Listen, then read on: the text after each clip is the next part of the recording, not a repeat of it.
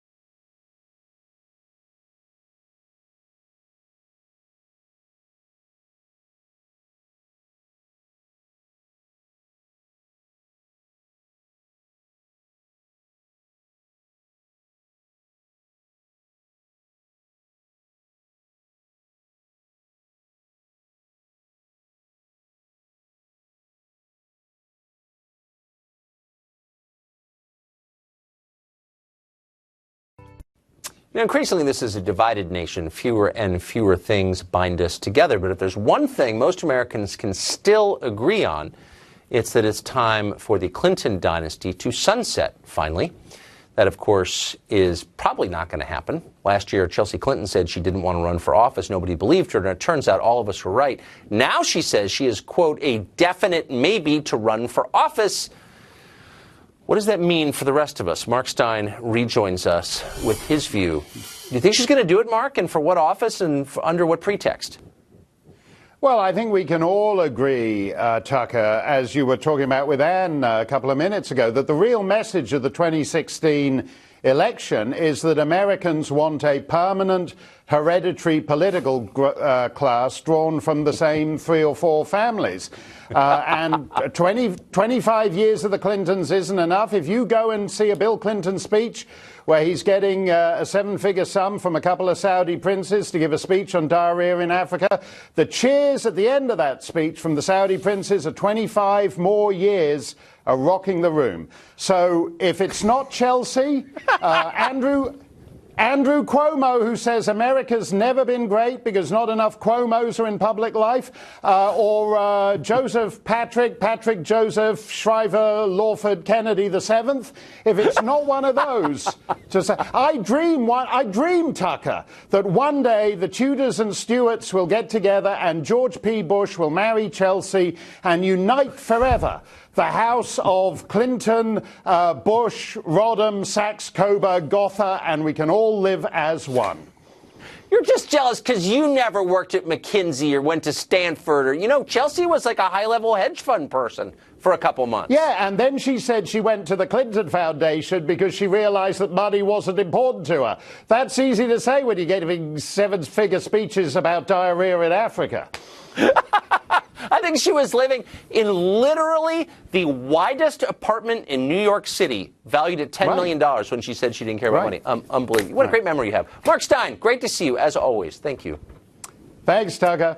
Sadly, it's over. We could go on forever, but we're time limited. Tune in tomorrow night to the show that's the sworn enemy of lying, pomposity, smugness, and groupthink, all of which are in overabundance. They want to automate everything, including the way you think. Don't let them. Have a great evening in spite of all that. Sean Hannity is up next. We're going to turn it over to him 3 seconds early. Tucker, great show. Always good to see. Thank you. Busy breaking news night. I mean, it's all over the place tonight. For well over a year, he has targeted President Trump and everyone around him. Just look at Paul Manafort, Michael Cohen. To any case, anything to do with Russia? After 460 days, Mueller has found literally zero evidence of Trump-Russia collusion. Zero. Now the president is rightly calling out Mueller's witch hunt for what it is. This is now a national disgrace. In moments, we're going to have important updates on 2 individuals that are caught up in the special counsel's fishing expedition. Paul Manafort, who is now being tried on an old bank fraud charge, and Trump campaign volunteer advisor George Papadopoulos, who pled guilty to lying to the FBI. His wife is here with us tonight, and guess what? She thinks he should withdraw that plea, and he might.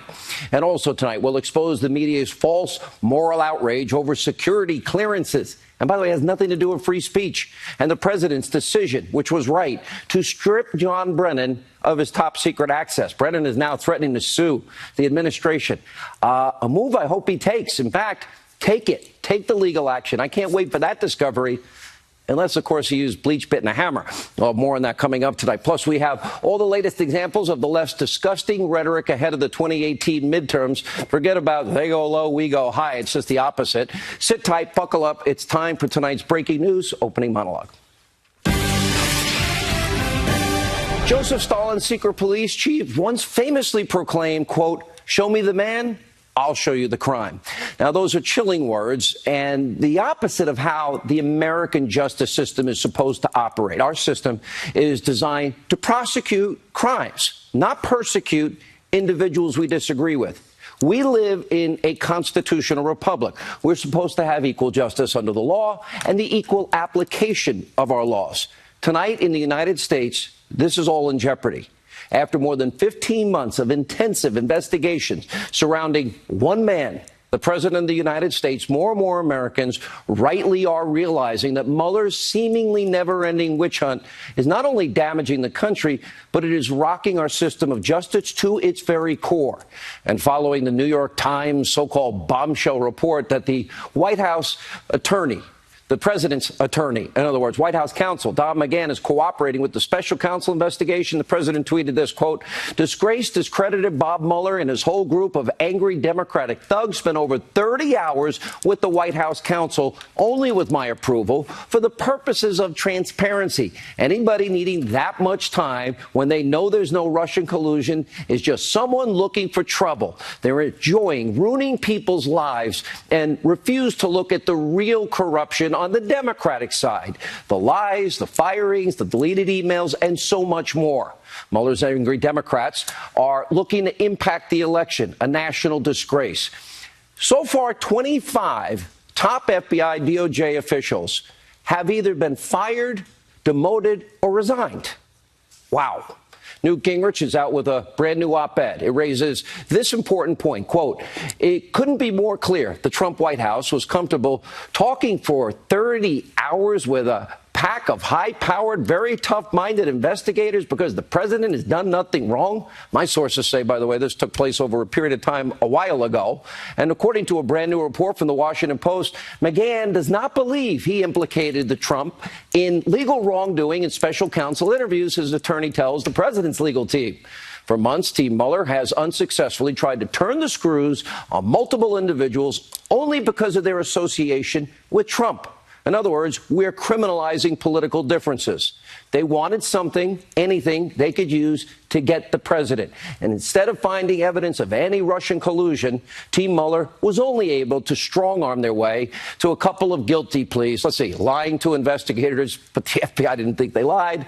2005 tax fraud case, Paul Manafort, nothing to do with collusion, nothing to do with Russia, nothing to do with the campaign, nothing to do with Trump.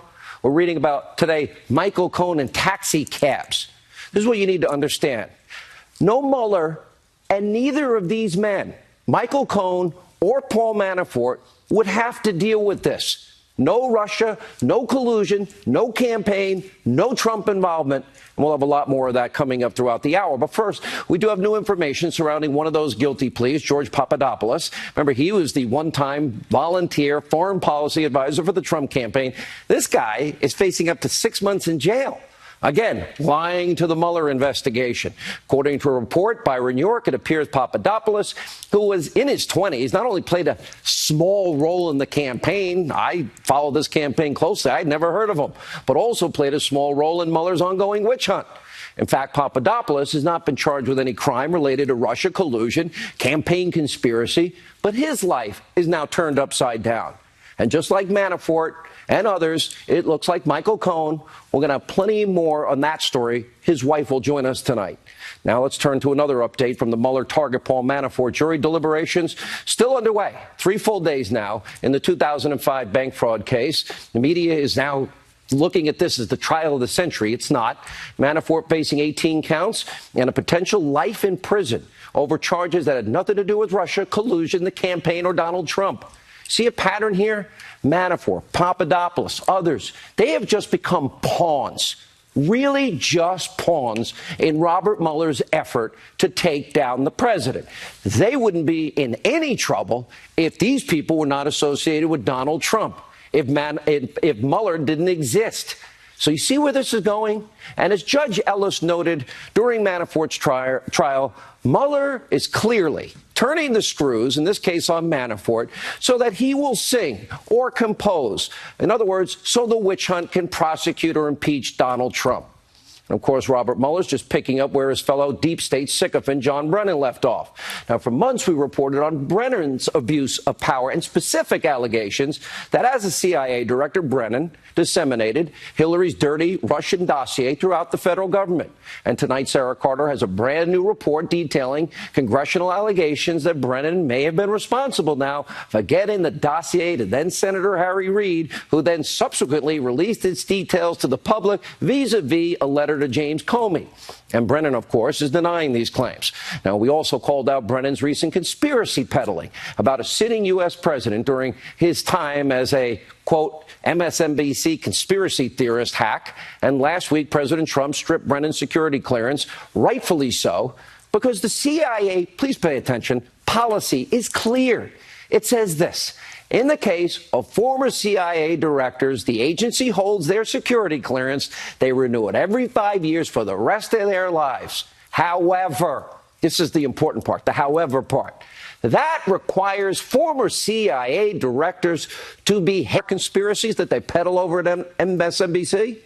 Brennan was obviously in violation of that policy. It's not in question. He actually accused the sitting president of treason and worse. He's used his status to legitimize what are absurd conspiracy claims about Donald Trump on national TV. Even fellow Trump hater James Clapper, this is even too much for him. He questioned the level of Brennan's daily vitriol. Take a look. Do you think that John Brennan's hyperbole is an issue here? Is one of the reasons we're having this crisis? Well, I think it is. I think, John is sort of like a freight train, and he's going to say what's on his mind. I think, though, that the common denominator among all of us that have been speaking up, though, is genuine concern about the jeopardy or threats to our institutions and values. And although we may express that in different ways, and I think that's what this really is about. But John and his rhetoric have become, I think, an issue in and of itself. Yeah, the kind of. Even Clapper says it. Former chairman of the Joint Chiefs of Staff, retired Admiral Michael Mullen, also criticized Brennan's rhetoric, calling it damaging to the intel community. I'll take it a step further. And the country. Take a look. John's an extraordinary servant of the country, but I think he has been incredibly critical of the president, and I think that has put him in a political place, which actually does more damage for the intelligence community, which is apolitical, even as he's retired. So I really don't support him being as critical a president as he has been. Now, Admiral Mullen did not endorse Trump's decision to strip Brennan's clearance. Okay, reasonable people have reasonable disagreements, but it is clear Brennan's rhetoric alone is not fitting of a current CIA employee, and he's a former director. He's now threatening to sue the Trump administration. This, I beg, happens. Sue. John, sue. Please take a look. Well, I have been contacted by a number of lawyers, and they have already given me their thoughts about the basis for a complaint, an injunction, to try to prevent him from doing this in the future. If my clearances and my reputation, as I'm being pulled through the mud now, right, if that's the price we're going to pay to prevent Donald Trump from doing this against other people, to me it's a small price to pay. So I am going to do whatever I can personally to try to prevent these abuses in the future. And if it means going to court, I will do that. Go. I'd love to see that discovery, unless you use bleach pit and hammers. And anyway, give us a perfect opportunity to see what's going on inside all of this. By the way, in terms of corruption, and by the way, malignant efforts to literally impact a presidential election, let's get it all exposed. The people need to know. Now, today, President Trump mocked Brennan's hollow threats. He tweeted out, quote, "I hope John Brennan, the worst CIA director in our country's history, will bring a lawsuit. It will be very easy to get all of his records, texts, emails, and documents to show not only the poor job he did, but how he was involved with the Mueller-rigged witch hunt." He won't sue. I don't think he will either. Now, whether or not he actually does, he's just one of many former ranking government officials who leverage their special security status, for financial gain. In fact, it pays to have a security clearance. Now, upon leaving office, what we have discovered on this show, and there's actually a new book out, we're going to break it all tomorrow, many high-ranking officials use their special status to gain lucrative offers from government contractors and others seeking their expertise. And meanwhile, over fake news CNN, proud bleep holder himself, Phil Mudd, who's profiting off his security clearance. He's paid at CNN. He's an analyst. He had a complete meltdown when he was challenged over what is a lucrative practice among many that have top security clearances, not saying him, but millions of dollars. Jim Comey. Take a look. When I am requested to sit on an advisory board, let me ask you one question. How much do you think I'm paid to do that at the request of the U.S. government? Give me one answer, and you got 10 seconds. How much? I'll ask you a question. How much are you paid for your consulting and contracting gigs for being a I have no contracts with the U.S. government that pay money. I'm not talking zero. When you have a security clearance and you keep it. I have zero relationships with the private sector that involve my security clearance. Zero. I get $0 from consulting companies that deal with the U.S. government. Are we clear? Well, I will be clear in saying that everybody in Washington, D.C. knows if you don't want to be honest about it, that's on you. But if you have a security clearance and you keep it, you get more money to have it. We're done. Get out. Phil, it's not your show, so I'm staying right here. In this defensive about Get this. out. 10 seconds. Get out. Jim Comey. We're going to talk about him tomorrow. What if I told you that there are people that have security clearances and got paid by Lockheed Martin and $6 million, just pulling it out of thin air? We'll have a full report tomorrow. We're not saying Phil Mudd is involved in this in any way. We're not even saying it's nefarious. But we are saying people with security clearances, there is a money trail. And by the way, tomorrow night, we will have a full investigation, a Hannity investigation. Investigating the investigators, follow the money. Hannity investigation. Back in 2013, mainstream media was largely silent when the Obama administration, by the way, did the whole same thing on a much larger scale, a blatant media double standard. But as we get closer and closer to the most important midterm elections of our life, you got to expect this coverage is going to get more insane day by day, minute by minute. For example, Conspiracy TV, MSNBC, one panelist even suggested the president wanted to round up people and murder them. Conspiracy. Take a look. Your argument that he's not the leader of the free world because he's not standing up for democracy, he's not standing up for humanitarian rights. He's a sort of junior player in a block of authoritarian countries. And the people like the European Union are no longer looking at him as a leader any longer, and they're thinking of doing the right thing. They see him as They see he's part of a bloc that includes Vladimir Putin, Duterte. He's kind of part of he's part of kind of an axis power. Well, hold on. That's worse. It's worse than that in a certain way. I mean, not that that's not the worst thing you could have said, because it's about the worst thing you could say about him. But if he's not the leader, rounding people up and murdering them without any due process. He'd certainly like to. He'd like to. And it goes on and on. By the way, if a conservative said that about Obama, here come the boycotters. Here they come. Meanwhile, professional Trump hater, he's an old friend. I actually like Steve. Trashing Trump supporters, he kind of does it every day now. Take a look. His base is smaller. The Republican Party is smaller, but it is more faithful and more intense in its loyalty to Trump. And 40% of the country has surrendered their intellectual sovereignty to Donald Trump. There is, for them, no such thing as objective truth anymore. What is true is what the leader says is true, what the leader believes is true. And Trump has exercised that power, and 40% of the country has submitted themselves to it. Little over the top. The rhetoric is even worse in the Democratic Party. Got one congressman, old friend of the show, so-called joking. About what? Drowning President Trump in the Potomac. Now, if you don't want this man of the Democratic Party taking control of your Congress, blocking the president you voted for his agenda, and putting an end to the all-important deep state investigations, you want open borders, Obamacare, you want to give them your crumbs back, and everything in between, then don't go out and vote in November. In the midterms. Don't take it seriously. Not like our Democratic Republic is hanging in the balance or anything. Now, before we get to our guests, breaking just moments ago during an interview with Reuters, the president said he is concerned that an interview with the special counsel could actually be a perjury trap. I could not agree more. Why? They're going to say, you disagree with your lawyer? Now, what Rudy was saying yesterday, I think he could have been a little more articulate when he said the truth is not the truth, meaning if, let's say, Don McGahn says one thing, the president says another thing, guess who decides which version they want to believe? That would be Mueller and Weissman, Jeannie Ray, and the rest of them. Not a good idea. Joining us now, Fox News contributor Sarah Carter. We have her breaking story, the author of 3 weeks in a row, the #1 New York Times bestseller, The Russian Hoax, the illicit scheme to clear Hillary Clinton and frame Donald Trump. Fox News legal analyst Greg Jarrett, the president should not talk to them. We've said this over and over again. I don't think any lawyer should allow it. And the idea that Don McGahn spent 30 hours there 30 hours is incomprehensible to me, but it does serve.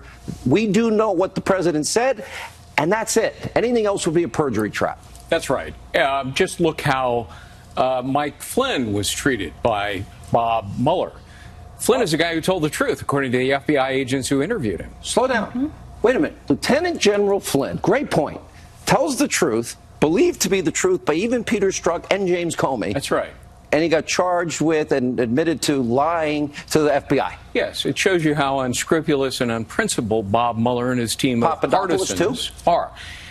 I bet that Papadopoulos probably told the truth to the best of his knowledge. Papadopoulos was a bit player, but scared, probably. Yeah, probably scared. Probably went in there with he's young. He's in his 20s, right? Yeah, he was 30 years old at the time. Probably went in there without a lawyer. It's never a good idea to lie to the FBI. But Papadopoulos is an interesting character. I spend a subchapter in the book about him. It was never the Papadopoulos bar talk that triggered the Trump-Russia collusion. What was it, hoax. Greg? It says on page what? Yeah, I'll give you the page. Papadopoulos, it was a rumor that he heard. No, but it didn't start there. We know that didn't start there. The media lied about that. That wasn't the trigger, because that couldn't possibly be probable cause to launch an investigation. No, it was the dossier that John Brennan was the instigator of. He latched onto it, and he peddled it on Capitol Hill and leaked it to the media. Last question, and I'm going to get to Sarah's column on that very topic. Would Paul Manafort be investigated but for the fact that he worked for Trump? Would Michael Cohen have had to go through all he's going? They're talking about his taxi cabs, medallions in New York. It's a long story. They're talking about that. They're not talking about anything about collusion, Russia, the campaign, or Trump. That's right. So these guys, are they being persecuted or prosecuted? Oh, they're being persecuted. Singled out. No question about it. The tax division of the DOJ actually investigated for years Paul Manafort. And they came to the conclusion that there wasn't sufficient evidence to bring charges. But it's wrong to read 3 days in, 18 charges, 95% conviction rate in federal courts. Right. It's hard for him. If he gets off, he will be the 5%. Yes, but good luck with unlimited resources it's ridiculous. And the power of the federal government. And he has another trial. His life's over. That's right. Screwed him royally. All right, Sarah, let's go very keenly to this whole issue. Then this gets to the heart of Brennan, and you actually spoke to Brennan's former spokesperson. Let's talk about what you found as it relates to Harry Reid leaking the dossier. So Brennan's former spokesperson, Deputy Chief of Staff Nick Shapiro, told me that Brennan in no way at any point in time during the summer of 2016 had access to the dossier, Sean. And he said that he didn't find out about the dossier, well, actually the contents of the dossier, until December 2016. Is he lying? According to a number of people that I've spoken with, there's a lot of concern about what Brennan is saying, because they know for a fact that Director Comey was already aware that Reid was going to be sending a letter. Now, Brennan meets with Reid and the Gang of Eight briefings on August 25th. 2 days later, he writes the letter. 2 days after that, on August 29th, it's leaked to the New York Times. So there's a coincidence here, a sequence of events that happened that they need to investigate. Now, Judicial Watch is... My little birdie friends, I know I'm only a talk show host, and we don't do investigative reporting, although we've beaten everybody as it relates to this story. That was, by the way, targeted at people that know who they are. I just want to say, isn't there an email chain that might prove this point? There's actually a sequence of emails that people want to obtain, and this is why Congress, this is why Judicial Watch and others are suing for Brennan's communications as well as Comey's and Reid's. And they may now, actually Reid, prove I wasn't that in able fact to get... he did do this and that he's lying about the Reid stuff? Is that what your birdies are telling you? Because that's what my little birdies are telling me. Well, there are birdies out there that do believe that, Sean, but I think we need to see those facts, too, before we go that far. But I do believe that's why they're looking for him. Last word. Brennan actually testified before Congress that in the summer of 2016, he knew about alleged Trump-Russia collusion. But he didn't read it. So his lawyer's words recently belie the truth. All right. Great work. Congrats, 3 weeks. Great reporting, Sarah. We have a lot of news to get to tonight. When we come back, George Papadopoulos' wife about major new developments concerning her husband. Will he back out of the deal with Mueller? We'll get reaction also. Jim Jordan, where are those subpoenaed documents? Next.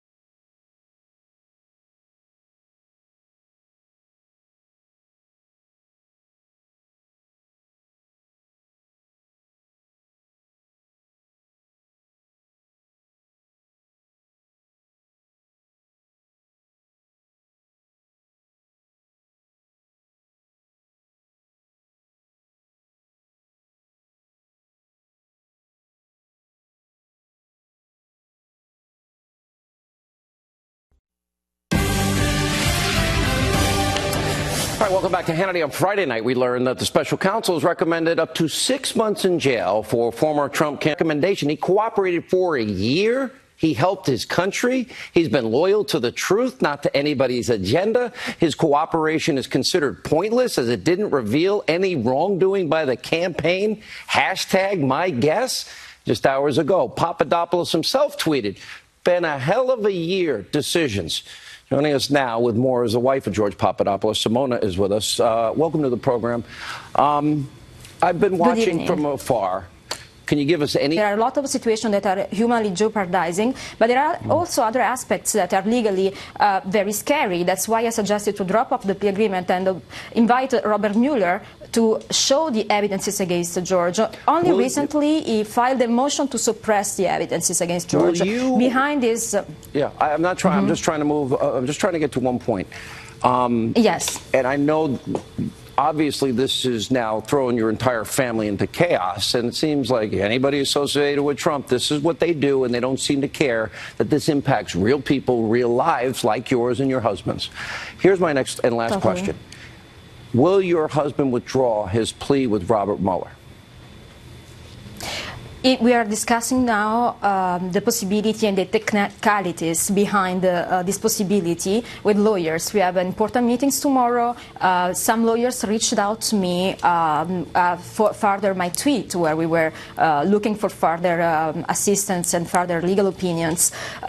Many of them, two of them in particular, highly qualified. They suggested there is a case. This plea agreement is to me even difficult to uphold in the context of a trial by the judge because it's against the rule of law in many ways. There are many things that happen that are completely against the law. Starting from George's arrest in Washington, D.C., he was not represented by a lawyer. He was intimidated. There were no legal reason to arrest him for a charge that dates to January. Completely. It was very violent and unnecessary from the legal point of view. They could communicate this charge in a normal way, to his lawyers. He was represented by lawyers in Chicago at the time. So there is this aspect, and they didn't detain him more than 1 day in jail. Just to give him a little taste, and then let's go to negotiation, accept a plea agreement. George was a setup. He has been manufactured. His case is manufactured to justify, to me, the full investigation. The conversation that triggered the investigation happened in May 2016, and he was interviewed only on January 2017. After 6 months, that the FBI already used the FISA order, court order, to issue warrants on many people in the campaign. So how they justify the origin of the investigation? Why George Papadopoulos come up as a little player, but yet the one who initiated the investigation? This is a contradiction, right? Let me just say the last thing. And for those that don't think there's a perjury trap for Donald Trump, look at your life and your husband's life. Look at Lieutenant General Flynn's life and what happened to him. They didn't even think he was lying. Simona, I wish you a lot of luck with your lawyers in this. I know it's hard. Thank you. Thank you for sharing your story. Joining us now with more reaction, Ohio Congressman Jim Jordan. Would Paul Manafort, Michael Cohen, George Papadopoulos, and any of them be in any issues today but for Robert Mueller going well beyond no Trump, no Russia, no collusion, not even a campaign issue? And this is this is where we are, and you can't even get the documents you've subpoenaed? Right. And Greg Jarrett is exactly right. The main issue is the dossier. Not Mr. Papadopoulos, not these other things that we're hearing about. The dossier. Now understand this. Bruce Orr's wife worked for the firm hired by the Clintons to produce the dossier, and 4 weeks ago in a congressional hearing, Peter Strzok said the FBI got the dossier from Bruce Orr. It is not supposed to work that way, but that's the key. We need to get Bruce Orr in there next week and ask him all kinds of questions. Like, who was he giving the dossier to? Who received it at the FBI? Who was the person he handed it to? Did Sally Yates or Rod Rosenstein know what he was up to when he was meeting with Glenn Simpson and Christopher Steele these numerous times?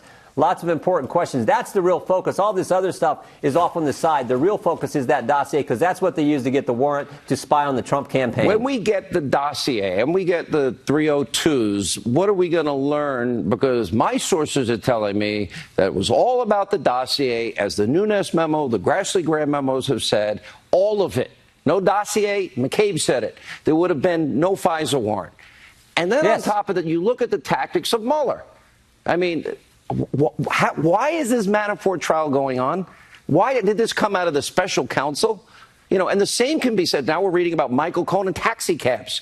Not about Russia, not about collusion, not about the campaign. Yeah, and we do know real crimes were committed. and real Russian We never influence. get to the heart of this.